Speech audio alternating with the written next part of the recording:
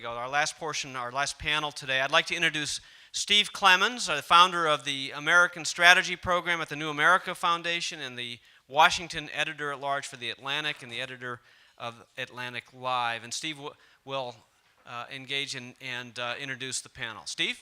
You know, just while we're getting started, and thanks so much to the folks getting these chairs up here, just want to say two things from a perspective of a journalist that's involved in this. It's very rare in this country that you see everyone. Bill Clinton can dazzle like that, and you see what a policy wonk he is. But to see Fred Smith, who many of you have known for a long time, but a CEO come in with the data and the depth and not a note. I don't know if any of you noticed that. He didn't look down at all. It is amazing.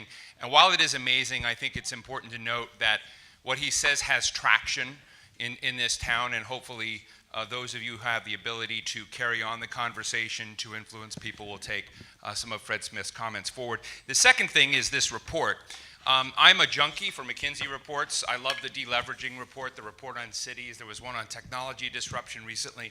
This book is one of the finest, I think, that they've done. I highly recommend the long-form version, but that's coming from a guy who works at The Atlantic. Game Changers, 5 opportunities for U.S. growth and renewal. I highly recommend that you take a look at that. Now we have, let me just go through very quickly who our team is here. And we've got, let's see here, 35 minutes, 7 speakers, and 5 topics. We'll do it. We've got, just to my right, Michael Chesser, the former director of the Edison Electric Institute, former chair of Electric Power Research Institute and Great Plains Energy. We have Ambassador Susan Schwab, a professor of the Public Policy School at the University of Maryland and a great friend. Good to see you, Susan. We have Marco Annunziata, who's the chief economist and executive director of the Global Market Insight for General Electric. Great to see you. We had a great discussion last evening. Tom Khalil, who's sort of Mr. Technology in Washington. I asked him a little while ago, if I don't get to it, I hope one of you will raise it when we ask, how's he doing with the sequester in replanting that seed corn that Fred Smith talked about. But Tom Khalil is the Deputy Director for Technology and Innovation at the Office of Science and Technology Policy in the Office of the President. He's the President's brain on tech stuff. Martin Bailey, former Chairman of the Council of Economic Advisors, Senior Fellow at the Economic Studies Program, and the Bernard Schwartz Chair in the Economic Policy Development at Brookings. And of course, Laura Tyson, also a former National Economic Advisor to President Clinton, an advisor to the McKinsey Global Institute, and a professor at the Haas Business School out at UC Berkeley, and good friends. So I thought I would start. Many of us in the last day and a half have chewed over various elements of this report. And let me just read one section, because I think it's important when people think of it. I like Fred Smith's line of what he would call his game changers and zingers, corporate tax code, other items that may not have been covered in the report. But the challenge and discipline that McKinsey brought to this is, if I can just read, each of the 5 game changers that they chose had the potential to boost annual GDP by at least $150 billion by 2020. In most cases, the potential much greater, $700 billion by 2020 for shale gas, and over $1 trillion by 2030 for talent. And the impact on employment is also striking across the board, each of these generating more than 1 million jobs each. That's the discipline they brought to this. Everybody may have their silver bullet for what they think may take a moribund or flagging economy to try and change it around. But part of it is, if you're going to really apply resources, apply political muscle, or avoid this town. And one of the questions is, is DC just so incompetent, so paralyzed, and so out of it that you need to defend on other parts of the equation in the United States to move things, or whether that's possible or not. But each of you have, as I've been told, a sort of favorite piece of the puzzle here. And I think I'm going to start with Tom on the technology and investment side, big data, to ask you to comment, if you will. Just take us for a quick portal, just snapshots, provocations, top of mind ideas of how you see the Game Changers report and the impact of big data and technology in changing the game for the U.S. economy. Yeah, so just so people know what we're talking about when we're talking about big data, we're not only talking about a lot of data, but a huge variety of that data and an increased velocity. So the data is coming at you in real time, and you're trying to figure out how to take that volume, velocity, and variety and be able to go from data to knowledge to action. So one of the big opportunities that I see is really at the intersection of big data and talent. So right now, if you look at K through 12 education, productivity has been negative. We've spent over the last couple decades 90% more per pupil, and student learning outcomes have been flat. If you move towards online and blended learning, and you no longer have a classroom of 30, but 100,000 people taking the same course, then we ought to be able to develop online courses that get better the more students use them by using some of the same techniques that retail companies are using, like A/B testing and data analytics. So that's one opportunity that I think and the teachers' particularly unions exciting. are thrilled about that, I bet. Absolutely. Yeah. Laura? You don't want me to talk about big data, do you? I want you to talk about what you'd like, but I have you in my big data pod. I also have you in my trade pod. And the pods I've heavily worked on actually were trade and Infrastructure. honestly.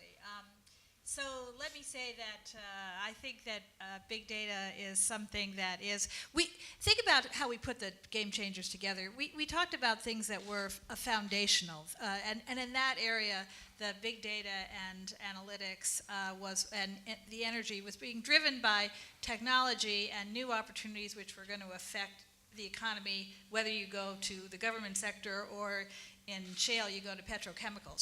So part of the way we chose the game changers was foundational, multi-sector effects, not just in their own sector, but what they were going to do to transform. Very disruptive. I mean, when I was struck by Fred Smith talking about the automation you saw in all these other areas and then the opportunity for what he was doing, it seems to me that that's how big data can rip apart as many jobs as it creates in my book, but it may enable some of the other pods. Well, Is that if you incorrect?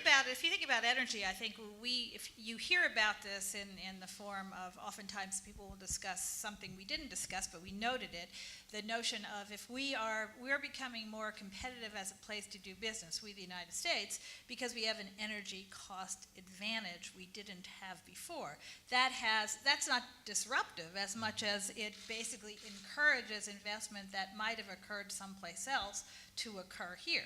And that may actually be, when you look at the job effect, we actually came up with all of these technologies, including technologies which you view as disruptive. We came up with significant job numbers by 2020. And one of the things we did ask in this report is, what are things that we know are underway now that could be scaled that would actually have significant job effects by 2020. So I honestly think our perspective was these were job creators, they were growth creators.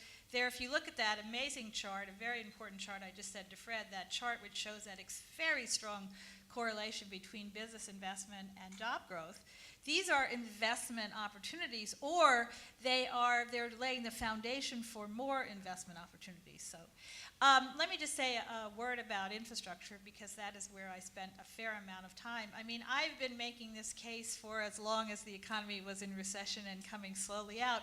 What is remarkable is my profession, which splits, I'm an economist, on many things, does not split on the issue of what we should have been doing over the last several years. We should have used the opportunity of resources, a low cost of capital, unmet infrastructure needs, to basically take the opportunity at really good price point to make massive investments in our infrastructure.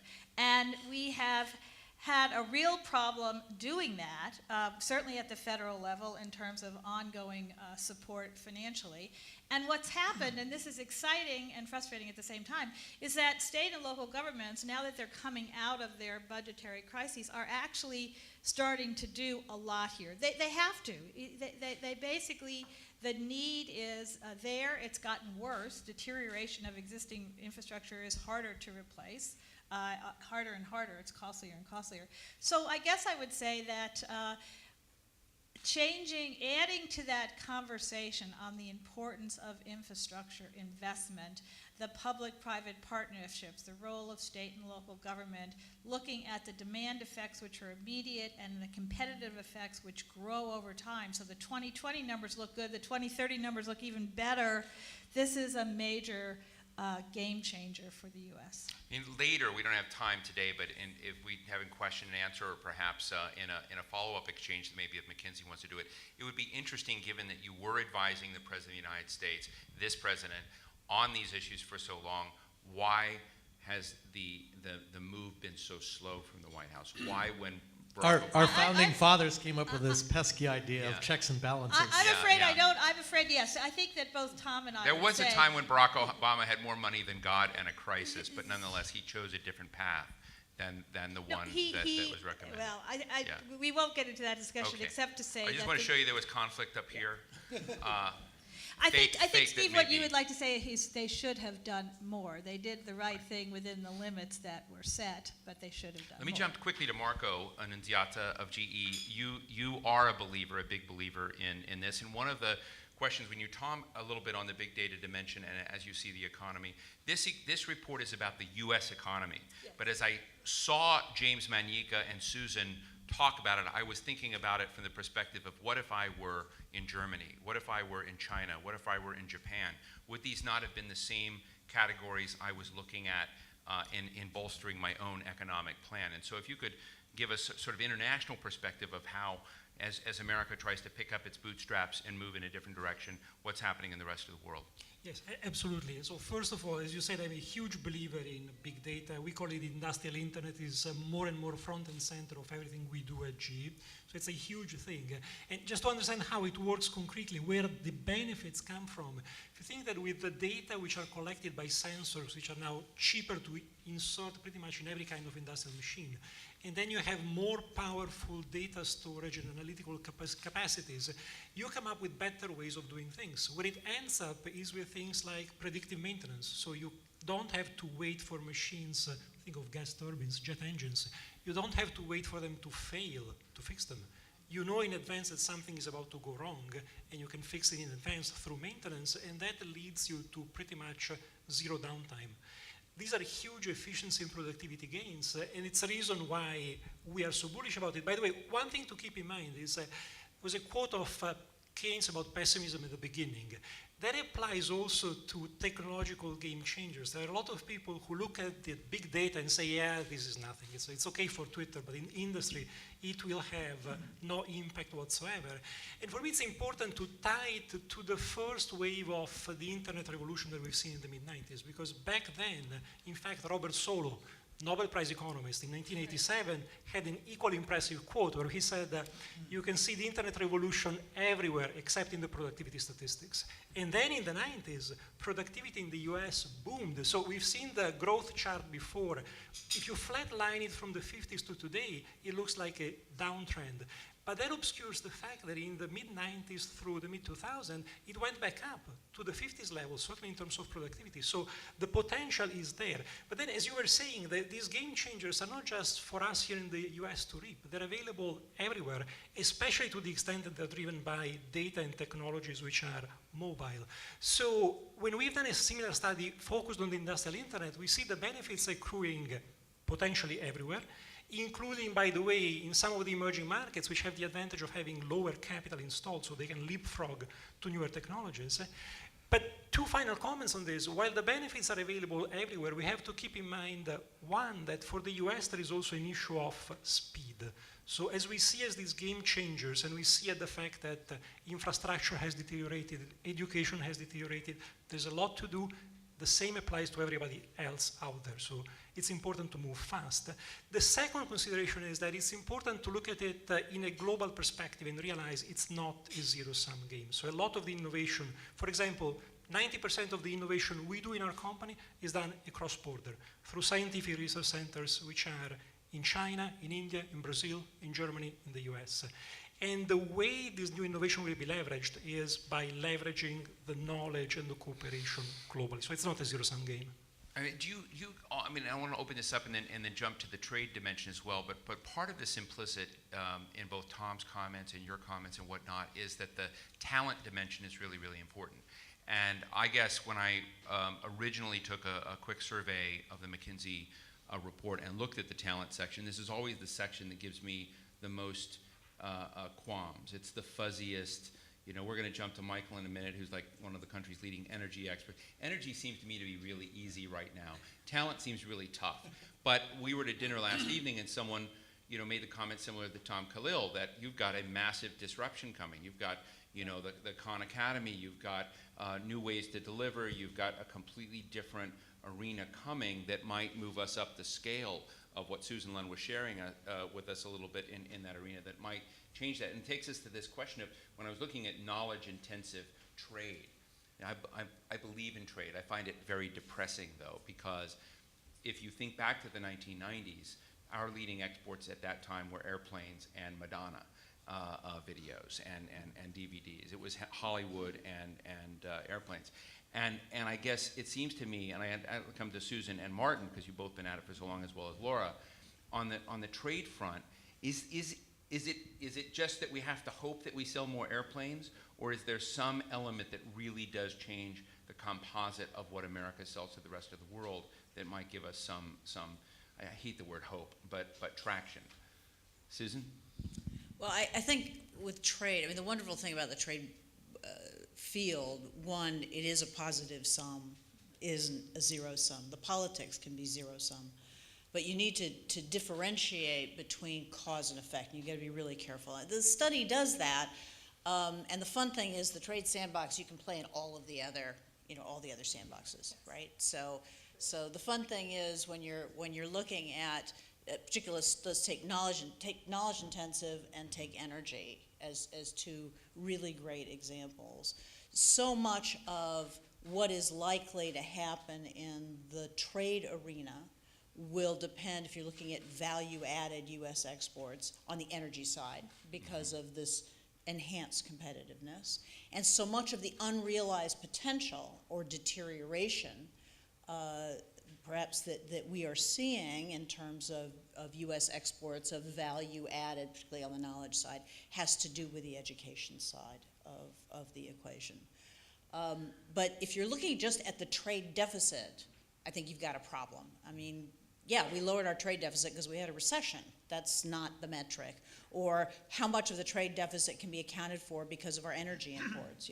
Fred Smith was very articulate, and his data makes that very, very clear. Yeah. That's not what we should be, that's not what we should be looking at. Those aren't the numbers. And trade policy itself, much as, it's a wonderful field, trade policy itself has only a marginal impact on the trade deficit per se. And I'm hoping Martin will talk about this, but you can't totally dismiss macroeconomics from this equation, even though we didn't. This is a lovely study, but there's one sentence on the macroeconomics. Your savings and consumption rates have something to do with your exchange rates.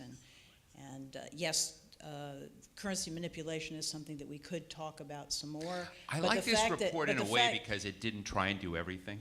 No, I agree, but I absolutely agree, and it addressed it said what it was going to do, and then it went ahead and did it. That's a very, very important thing, and a lot of academics have a hard time putting fences, as you know, around studies. But as long as we're not saving and we are consuming, we shouldn't be surprised that we have a rather significant trade deficit. And if you look at the data in the study, how much of that is attributable to auto sector? Just fundamentally the auto sector. Once you back out energy, a lot of that is the auto sector. And the series of studies on the value-added side, series of studies that have been done on iPods, iPads, and so on, where you start looking at where is the value added, you come up with some rather different set of dimensions. Martin? Well, Susan's absolutely right. There's certainly the macroeconomics is going to trump everything else. So you sort of have to get that right. We have to get our saving and investment in line. We have to get an exchange rate and avoid some of the currency manipulation we faced. But as you said, that's not what McKinsey looked at. I think what McKinsey was looking at really what is the opportunity there? If we can get the macroeconomics reasonably right, where could we get some increases in manufactured trade? And pointing out that in this knowledge-intensive manufacturing, where all other advanced countries have a surplus, we are running a deficit and looking at some of those industries and saying, where could we pull our socks up? Where could we do better? And actually, the initial goal, which is to reduce from a 2% deficit to 1.3, I think it was, that's not so ambitious. I mean, that's only going back to where we were at 2000. And it's still a big chunk of GDP. It would improve our overall trade balance. It would improve aggregate demand. We'd have stronger, which we badly need. So saying something's not that ambitious means it's doable. Doable, okay, that's the right buzzword, right? It's doable. Even going to zero in terms of knowledge-intensive goods, I think is doable also. So what do we need to do if the macroeconomics is right? I think the corporate tax is important. I agree with Fred Smith completely. We have to get that right, 25% or whatever it is, not only because it allows American companies to operate in the United States and export from the United States, it encourages foreign companies to invest here, and many of them are coming now, lured here by energy, but also by other things. Kia and Hyundai are coming and building more car plants here in the United States. So I think getting that right is important. The companies that do come, you talk to VW, they have to spend a lot of money on training and schooling. We could all talk about education indefinitely, but it's clearly something that we can now do something about, and we need to do something about, and it's a competitiveness issue as well as a growth issue as well. There are things, I think, that the federal government can do to both encourage foreign direct investment to come to the U.S., which I think they're trying to do, expand on some of the programs. I forget the name of it now, the one in the Commerce Department. Select USA. Select here. But I think that's a good start to try to get a one-stop shopping so that companies that want to invest don't have to work through permits from the state and local level, the federal level, and the EPA and everybody else, that they can really negotiate that to not only innovate in the United States, but to manufacture the goods in the United States as well. Let me just say that when you talk about, say, earnestness, the earnestness of a state or a county or a district to kind of get this regular, I don't want to discount all that, but recently the Atlantic had a cover story. It had to do with GE, in fact, called Comeback. Article by Charles Fishman. Jim Fallows wrote a couple of those articles as well. And I got interested in this, was going around the country and talked to a number of the industries that were returning assembly lines to the United States. And I asked them what was doing it and said, is it because you're getting a good tax rate? And they said, well, maybe we've done that. Is it because you've got a congressman or somehow, the White House did something, to pull you in? All of them said that the biggest game changer was energy. And they said that Washington and state governments were as incompetent as ever in dealing with them, but the game changer that made the big factor in difference was the cost of energy. So but we now got to build on that, though. I think that's not enough by itself. We've got to fill the other pieces right, in but as it's well. created, it's bought some It's time created an and it opportunity. created an interesting change. But bring me to Michael. Michael, can you help us in this energy and shale portfolio a bit? Sure. Yeah. First of all, compliments to Susan on all that she went through up here in such a short period of time. It is amazing to me your grasp of all that information. We're beating her. Yeah, it's amazing. I have 2 points I'd like to make on the shale energy piece to your report. One is that I would suggest you think about broadening the scope beyond just shale energy to what I would call new energy. So not only is there gas, but there's renewable energy. Solar is coming down in price. The building efficiency issue in this country is huge. Most buildings less than, that were built before 2005, you could save 30% energy consumption and do it at less than what it would cost to build a new power plant. In fact, I just did a back of the envelope. If we committed that all the coal plants that are being closed and all the new electric growth would be handled through building efficiency, you would spend $100 billion over the next 7 years and create 70,000 jobs. So you can see there are some significant aspects to energy in addition to shale. The other point I would make is gas itself. I think we have to be very careful how we use it. The easiest thing to do would be say it's $4 a thousand cubic feet, and let's go out and build a lot of new gas generating plants. But I think we all know if we look out to 2020, as gas starts to enter into the global market where the price is now $10 or higher, and as environmental requirements are getting stiffer, and as the focus on greenhouse gas comes in, you know, gas burned is like, generates 50% of the greenhouse gases that coal does, and if you add the methane that escapes during the production process, it's probably close to 70%. So to put all of our eggs in that basket, I'm not sure would be productive. I would think we would want to use it for manufacturing, transportation, export, to do things that would, you know, stimulate GDP, but also use these other new energy sources in the electric generating sector. So I think you can see there's some richness in that. I'm going to channel Susan Lund. She totally agrees with you. The exception is for the report. The report's challenge, again, was to look at what generated $150 billion by 2020, and that generated these large job increases. And the problem on the renewable side is it's just not quite there yet to scale. So is that a fair response, Susan? Good. Although, Yeah, you know, I would argue that $100 billion is there just in energy efficiency. Great. Well, I'll let you Okay. guys go ahead. Let me go ahead. Can I Susan. ask a question? Yeah, go ahead, Laura. That comes Yeah. from that. I agree. Between now and 2020, what can we do as policymakers or in the private sector? So there are these efficiency possibilities out there, but why take advantage of them? It's a great. I mean, if the price is falling, is lower, both the incentive to do efficiency or the incentive to move aggressively to alternatives is reduced. The incentives weaken. Exactly, and it doesn't have to happen in DC. It can happen at the state level. So Okay. in Missouri, for instance, and you would think anything innovative might not start in Missouri, but in Missouri we actually have a law in place that says a utility such as the one that I ran can earn as much of a return on investing in megawatts as we could in investing in megawatts. So our internal plan says we're going to shut down coal plants. We will build no new plants. We will fill that void with energy efficiency and renewables. So, I mean, so it's doable, but it's a changing a mindset.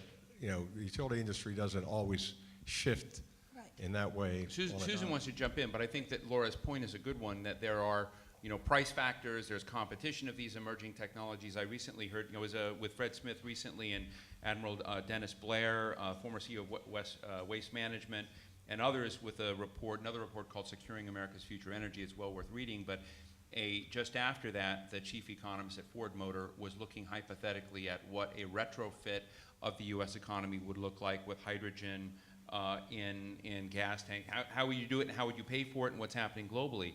And this is not, and it's being driven, in fact, by the cheaper price. And there's no reason not to do that if, in fact, that helps move you along. And if you look at the job effects of that, which she got into, it was quite dramatic. And I think it verifies and validates a lot of what the McKinsey report has put in. Susan? Well, you may be getting into this, but there were two other items that were in the report that I think need to be on the table in terms of three, including one that Fred mentioned, that were in the report that we haven't talked about. Which is? They're cross-cutting. One, corporate taxes. Right. And this goes to the competitiveness and productivity enhancing items.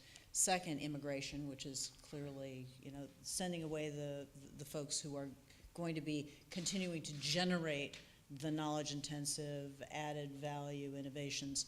And then third, regulatory issues and layers of regulation and regulatory harassment of companies is not likely to create the environment within which U.S. private sector is going to be investing here as distinct from elsewhere. So those, I just thought if you don't get to it, those ought to be on the table. I appreciate you hitting those boxes, and I can see why she's such a good board member. But I do want to, in the next 2 minutes, I want to open up to the audience and show you that we're able to do this panel quickly and then include you as well. But Tom, one of the other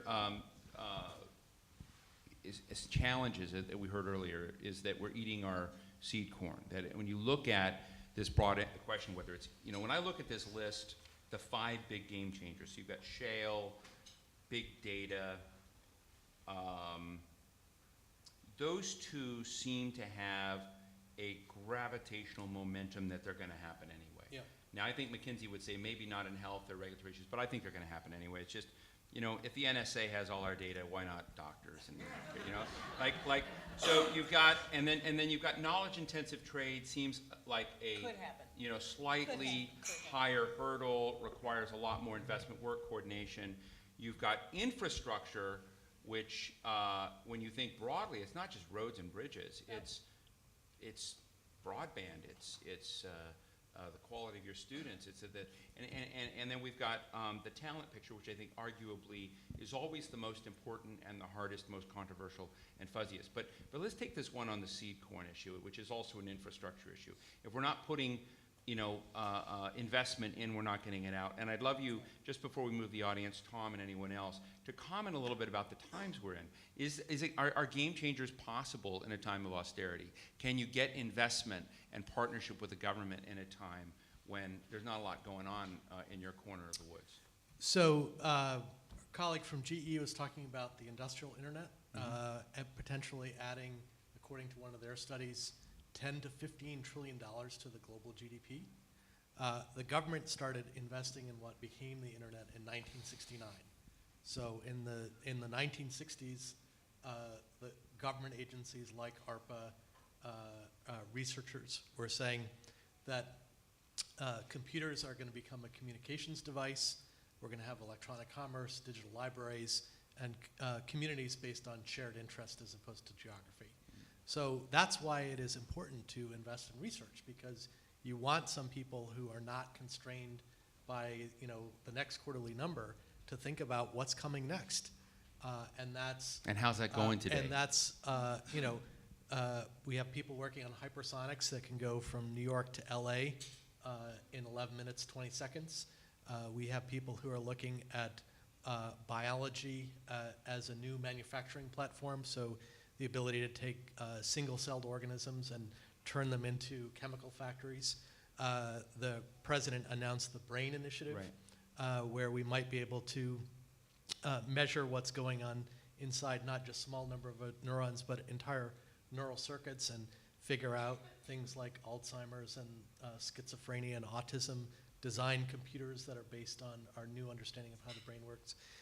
And right now, the House Republicans are proposing to cut the labor HHS bill by 25%, which would mean 25% reduction to NIH when researchers are coming up with ideas like being able to take the killer T cells in your bloodstream and have them go after tumors. We're seeing tumors not just shrink, but entirely disappear.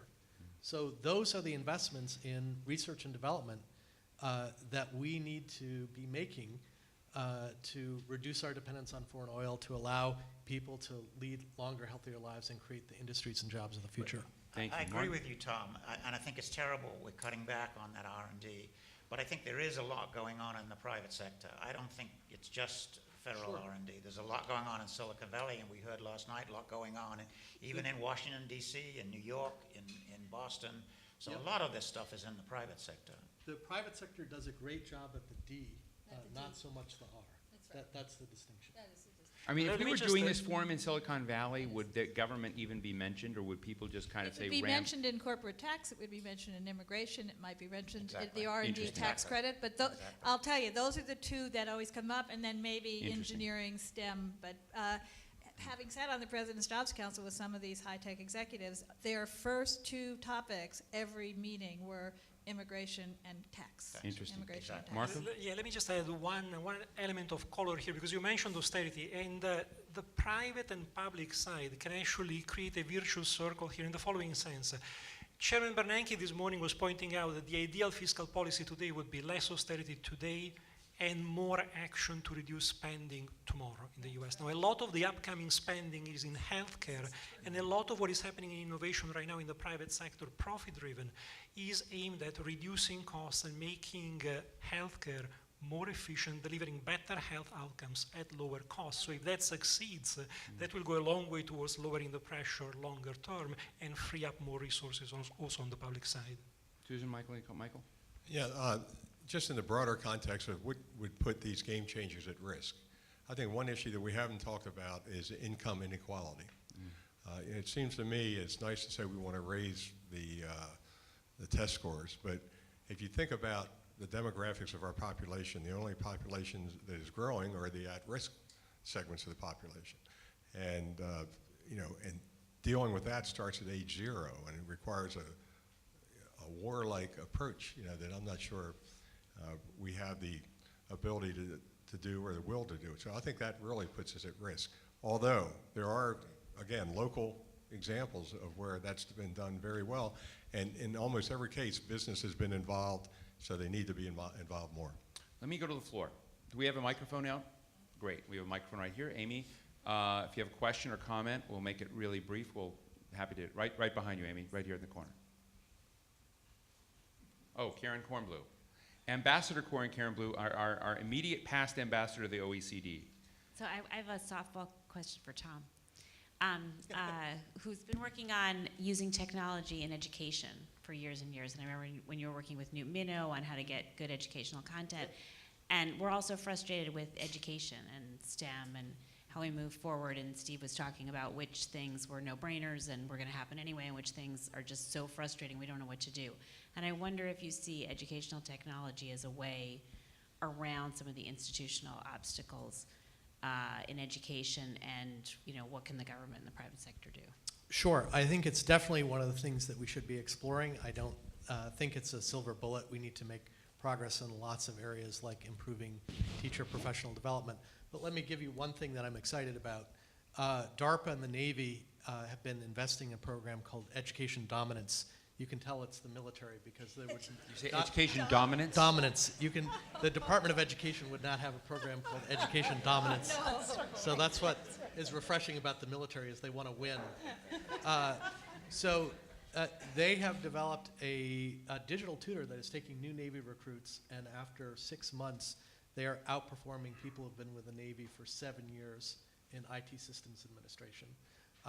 VA is running a pilot where, again, they're taking vets and It's like the Bionic Man story or something. and Cisco and Amazon are hiring in the major jobs with an average wage of $68,000, and most of these were unemployed vets. So what they're doing is they're studying the one-on-one interaction between a world-class subject matter expert and an individual student. Now, is how they're doing this classified, or they?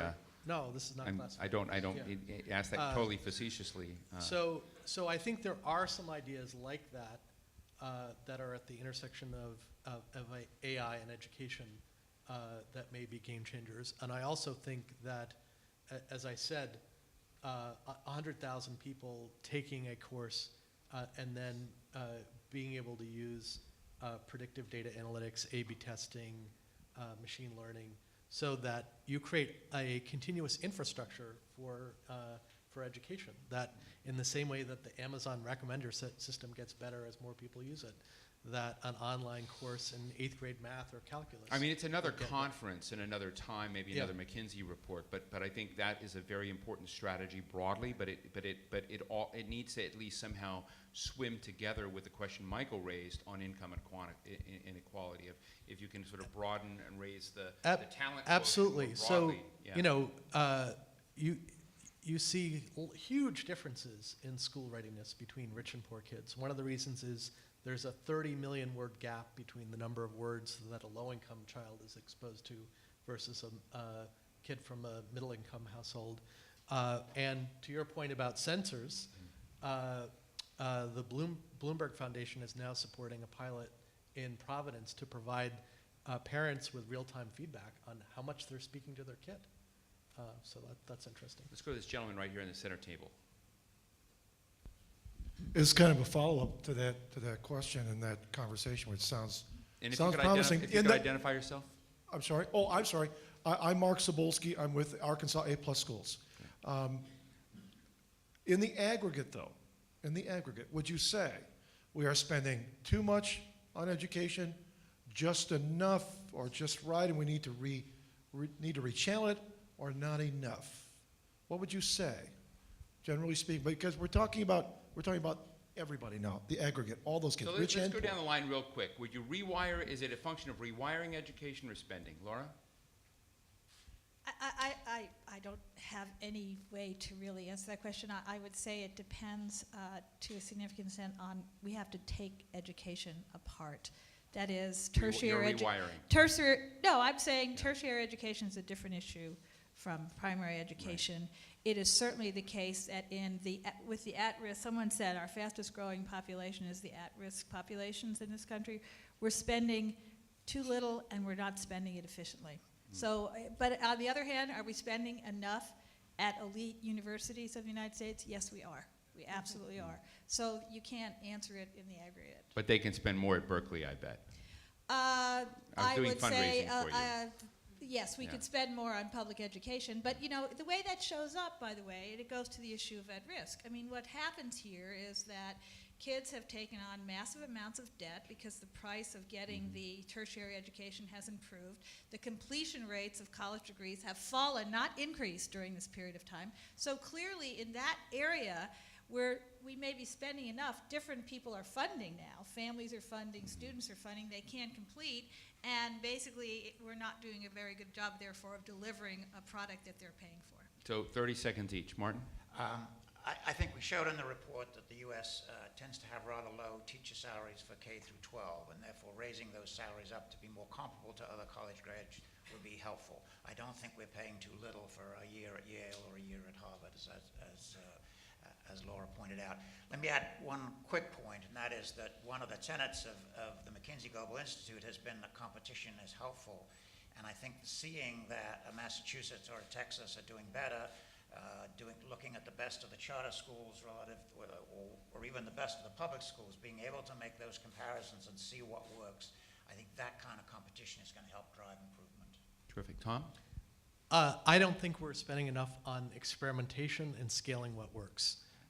The Department of Education has a program called I3 that provides small grants for new ideas. We're trying medium-sized grants for validation, large grants for scale-up. We should be spending much more of our investment in education in that way so that we increase our cumulative understanding of what works. Marco? Definitely rewiring. I'm also convinced that technology here will be disruptive in a very positive way. I would say priorities should be increase the basic scientific literacy, because as we move up the value added, that's necessary, but also improve the link, the connection between education and industry, because what we're saying here in the Game Changers is the structure of the economy is changing very rapidly. So we need to make sure that the way education functions is also flexible to keep the skill supply up to date with the way the economy will be tomorrow and not just today.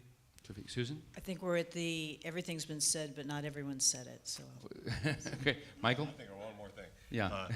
I think we're spending the right amount, but as a businessman, I'd rather invest where the greatest return is, so put more money up front and less later, and focus heavily on business partnerships and business internships. They can make a big difference with the school system. So just before we close out, we've had, I think it's perfectly appropriate that we edit on the talent node, which is often the toughest, most important undergirds, but as you think about the other game changers, infrastructure, big data, knowledge-intensive trade and shale that McKinsey focus on, but you know, as Susan Schwab mentioned, other areas like corporate taxes, immigration, regulatory issues are all part of the equation of what's a healthy economy. I would add in my own, I've hesitated, I just wanted to probe others, that the area that I think McKinsey's also done a lot of interesting work on, which I find most vital, is in areas like private sector debt. When you look at private sector debt in the country today, it's as high today as it was before the financial crisis in the United States. Not a lot of, not until you have a debt crisis and get the government to spend a lot of money, there's a lot of perspectives into this, and what I think is impressive about today's forum with all of you here and here is that you do have a lot of serious people thinking in consequential ways about this, because they realize that the status quo is not acceptable. So without further ado, let me turn it over to the President of the Committee for Economic Development. Steve, thank you so much. Steve, thanks. Marco, Martin, Mike, Tom, Susan, and Laura, great hand for all of you. Thank you so much.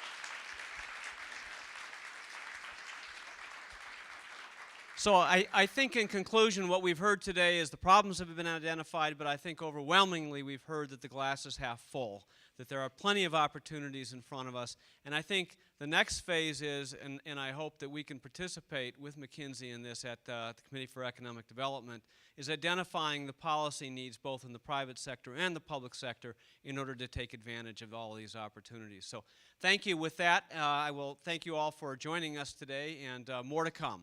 Meeting adjourned. Thank you.